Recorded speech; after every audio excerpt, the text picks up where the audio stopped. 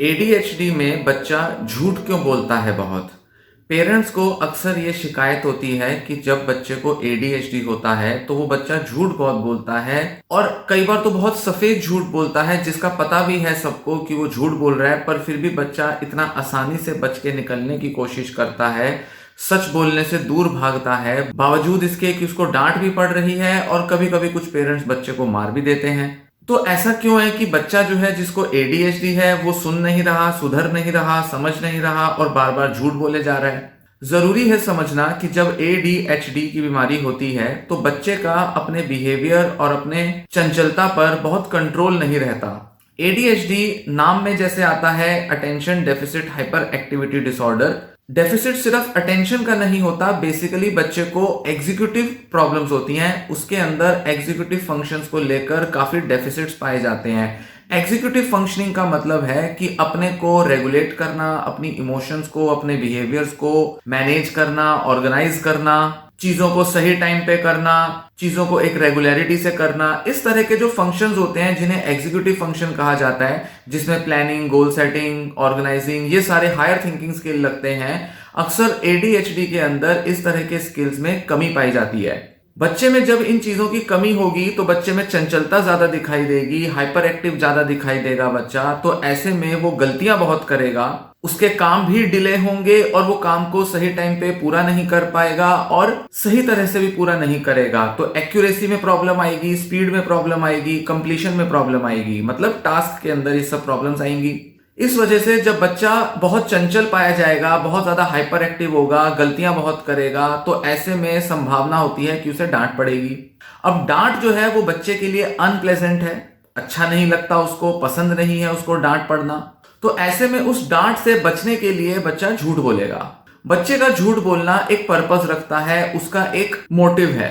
हालांकि कई बार पेरेंट्स ऐसा सोचते हैं कि बच्चा जो है जानबूझकर झूठ बोल रहा है, वो पेरेंट्स की कद्र नहीं करता, उनकी इज्जत नहीं करता, उनके एफर्ट्स को इंपॉर्टेंस नहीं देता, वो समझता ही नहीं है, चाहे बच्चा 6-8 साल का ही क्यों ना हो। पर पेरेंट्स की एक्सपेक्टेशन ऐसी रहती है कि बच्चा जो है वो मोरल बिहेवियर शो करे, वो डिसिप्लिन्ड रहे, उसको जो चीजें सिखाई गई हैं वो समझे, जाने और उसको इंप्लीमेंट करे। पर बच्चा अक्सर इसमें सफल नहीं होता। क्यों?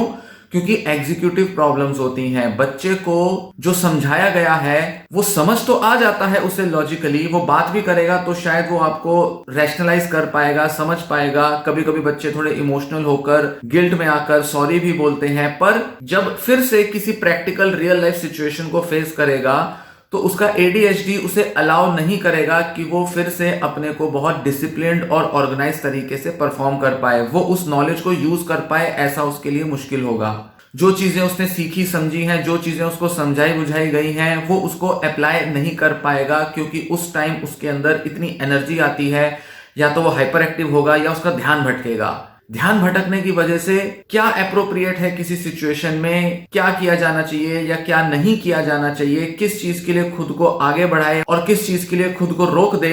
इस चीज की उसके अंदर टेंडेंसी नहीं होती, जिस वजह से वो बार बार गलतियां करेगा।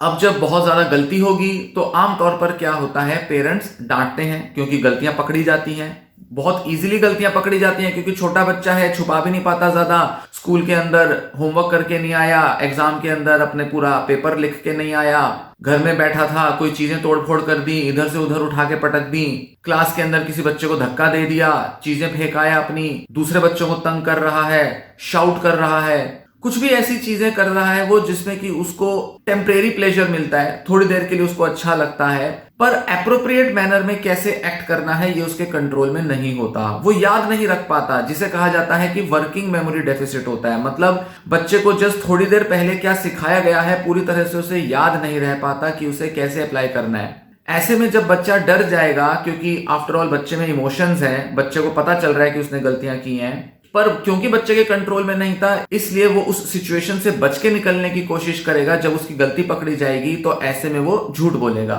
तो झूठ बोलना एक बच्चे का डिफेंस मैकेनिज्म होता है कि किसी तरह से वो उस सिचुएशन के कॉन्फ्लिक्ट को रिजॉल्व कर दे। कॉन्फ्लिक्ट क्या है कि उसने गलती की है, गलती पकड़ी गई है, अब उसको गलती एडमिट करनी है।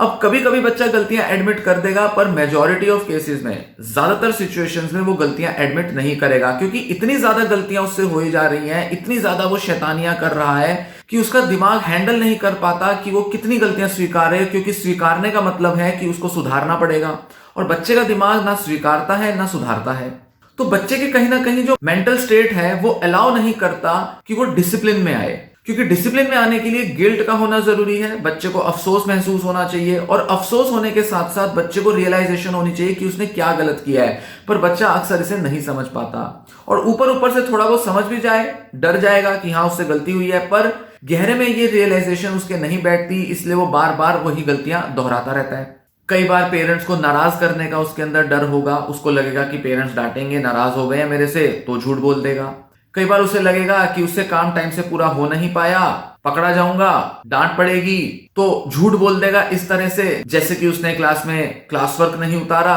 घर आके बोल देगा मैंने तो उतारा था, मेरा पेज मेरे दोस्त ने फाड़ दिया, चाहे उसने खुद ही वो पेज फाड़ दिया हो जस्ट दिखाने के लिए कि घर में, ताकि मैं पकड़ा ना जाऊं। पैसे लेकर गया है या कोई स्टेशनरी का सामान स्कूल लेकर गया है, उससे खो गया है, घर आके बोल देगा कि या तो मेरे फ्रेंड ने मेरी चीजें फेंक दी, या फिर मैं आ रहा था किसी ने मुझे धक्का मारा, या किसी ने मुझसे झूठ बोल के जबरदस्ती करके मेरी चीजें छीन ली। कुछ ना कुछ इस तरीके की वो कहानी बताएगा जो थोड़ा सच भी होता है जिसमें, और थोड़ा झूठ भी होता है।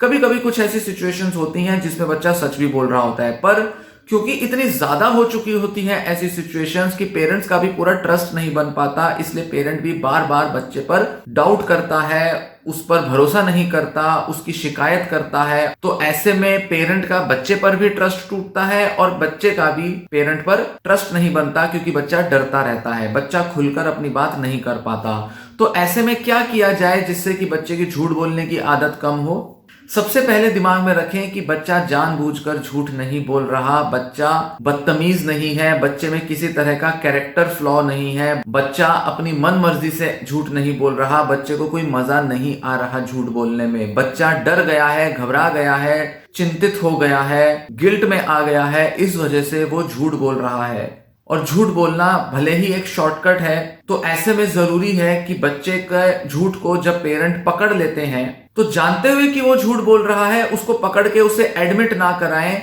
उससे बात करें, उससे पूछें कि एक्चुअल सिनेरियो क्या हुआ था सिचुएशन में, जब वो कहीं फंस गया था, या किसी बच्चे से उसकी कोई बहस हो गई थी, लड़ाई हो गई थी, या क्लास में अगर वो क्लास वर्क नहीं उतारा या होमवर्क भूल गया, तो उससे बात की जाए, उसको एक्सप्रेस करने का मौका दिया जाए, बच्चे को एक फ्री स्पेस मिले, एक ओपन स्पेस मिले, जहां पर वो ट्रस्ट के साथ, भरोसे के साथ, पेरेंट के साथ अपनी बात रख पाए। मैक्सिमम केसेस में बच्चे बड़े इजीली एक्सप्रेस कर देते हैं कि उस सिनेरियो में, उस सिचुएशन में हुआ क्या था जिसमें उनसे कोई गलती हुई। गलती को एडमिट करने से बच्चे तभी बचते हैं जब उनको डर होता है। अगर डर नहीं होगा, फ्री माइंड से बच्चे पेरेंट के साथ बात कर पाएंगे, क्योंकि पेरेंट समझता होगा कि एडीएचडी की वजह से बच्चे से गलतियां हो रही हैं जो बच्चे के वश में नहीं है। तो ऐसे में बच्चा अपनी गलतियां डिस्कस भी करेगा, पूरा सिनेरियो, सिचुएशन को भी डिस्क्राइब करेगा, और ऐसे में बच्चे को गाइड करना, काउंसिल करना आसान हो जाएगा कि उसे क्या करना चाहिए था या क्या नहीं करना चाहिए था।